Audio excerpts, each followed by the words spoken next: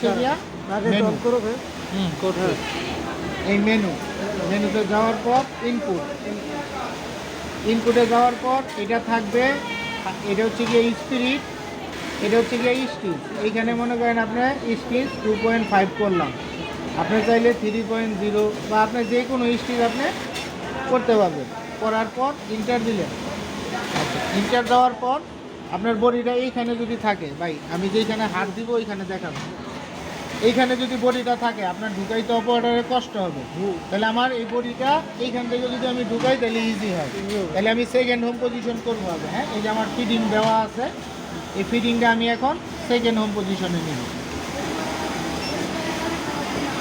এই আমার এইখান থেকে অপারেটর বডিটা দিতে সুবিধা হবে। ওটা কোন দিকে নিলে লাগে? এদিকে আমি আপনি কাটটা আবার করেন, সমস্যা নেই, ভিডিও উল্টো হোক, সমস্যা নাই, বুঝবো।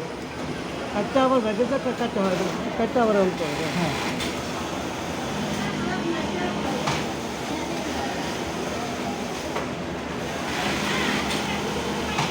মেনু, ইনপুট,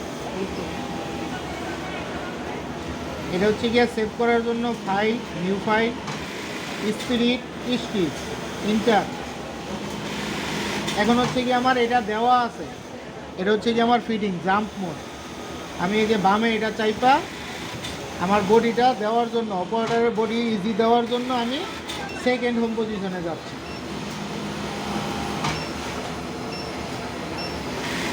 এই সেকেন্ড হোম পজিশন আনলাম, আনার পরে ইন্টার দিলাম। এখন আমার এখানে লাইন সিলেক্ট হয়ে গেছে। এখন যদি আমি এদিকে আনি এটা আমার স্টিচ হয়ে যাবে। আমার এইভাবে আনতে হবে না। আমার এই যে এইটা আবার আমি চালু করব। এটা যখন আপনার চালু থাকবে তখন এটা শুধু ফিডিং হবে, স্টিচ হবে না। তা আমার এইখান থেকে এইখানে আনতে ফিডিং দরকার, আমার স্টিচ দরকার। ইন্টার দেওয়ার পরে স্টার্ট শুরু। হ্যাঁ, এখন আমি আবার ফিডিং করে স্টার্ট পজিশনে আনবো। হ্যাঁ, এই ফিডিং করে আমি স্টার্ট পজিশনে আনলাম। আমার এটাই স্টার্ট পজিশন। হ্যাঁ, আনার পর আমি ইন্টার দিলাম। এই যে আমার এটা ফিডিং লাইন হয়েছে। হ্যাঁ, আচ্ছা, এখন হচ্ছে কি আমার স্টিচ করবো আমি। হ্যাঁ, প্রথমে আমি বাম সাইডের স্টিচ করবো, তারপরে ডান সাইডের স্টিচ করবো, পরে লেজার লাইন করবো। তাহলে আমার এখানে স্টিচ রেডি হয়ে আছে। ইন্টার দিলাম, দেওয়ার পর আমি এই সোজা চলে আসলাম স্টিচের জন্য। এই পর্যন্ত আমার স্টিচ দরকার। প্রথম লাইন ইন্টার দিলাম, আমার স্টিচ হয়ে গেছে। এখন আমি যদি চাই এইখান থেকে আমি এইখানেও স্টার্ট করতে পারবো, আবার এইখান থেকে ডরাই না এইখান থেকে আমি উপরে উঠতে পারবো। এটা হচ্ছে আমার বায়ারের ভিতরে ব্যবধান। হ্যাঁ, এখানে হচ্ছে গিয়ে যদি বায়ার আমারে বলে যে না আমার এইখান থেকেই শুরু করবো, তাহলে আমি এইখান থেকে করবো। আর যদি আমার বায়ারে কোনো কমেন্স না থাকে তাহলে আমি এইখান থেকে এসে আমি ডাইরেক্ট চলে যাবো। তাহলে আমার ফিডিংয়ের সময়টা নষ্ট হচ্ছে না। তাহলে আমরা এইখান থেকে ডান পাশে আনবো কীভাবে, এই আবার ফিডিং লাইন চালু করতে হবে। ফিডিং লাইন চালু করার পর আমরা এই পাশে আসলাম,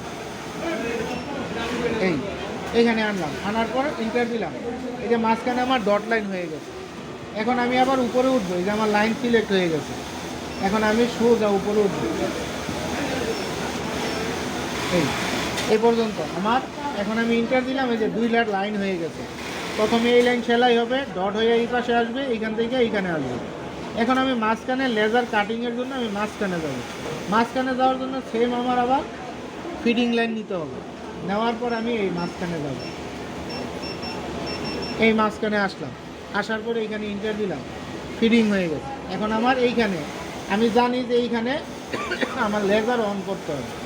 তাহলে আমি এইখানে শুরু থেকে আমি এই কোড দিয়ে যে কাটিং স্টার্ট, এখানে আমার এইখান থেকেই স্টার্ট হবে। এই কোডটা আমি যদি এইখানে দিতে মনে না থাকে আমি পরে গিয়েও দিতে পারবো। আমরা প্রথম কোডটা এইখান থেকে দিলাম, শেষের কোডটা এইখান থেকে দিব না, আমি পরে গিয়ে এটা অ্যাড করে দিব। মডিফাই থেকে কীভাবে অ্যাড করা যায় এটা আমি আপনাকে দেখাবো। এখন আমি সোজা এইখানে চলে আসবো, ইন্টার দিয়ে দিলাম। এখন যদি আমি চাই এইখানে আবার ইনপুটটা যেটা আমি এটা দিয়ে দিতে পারবো। কোডে গিয়ে কাট ইন দিয়ে দিলে আমার এটা হয়ে যাবে। না, আমি এখানে দিব না। এটা হচ্ছে গিয়ে লেজার অন এবং লেজার অফ। এইখানে পরে লেজার অফ, দুই পাশ সিলাই হয়ে ওই পাশে কাটে যাবে। হ্যাঁ, ওটা দেবে, এইখান থেকে কাইটা চলে যাবে, ও ডাইরেক্ট হোম পজিশনে চলে যাবে। এখন আমি এটা এইখান থেকে দিলাম না, আমি এটা আপনার বুঝার সাথে আমি মানে মডিফাই থেকে দিব। এখন আমরা প্রোগ্রাম করা শেষ, এখন আমরা টপ চাপ দিব।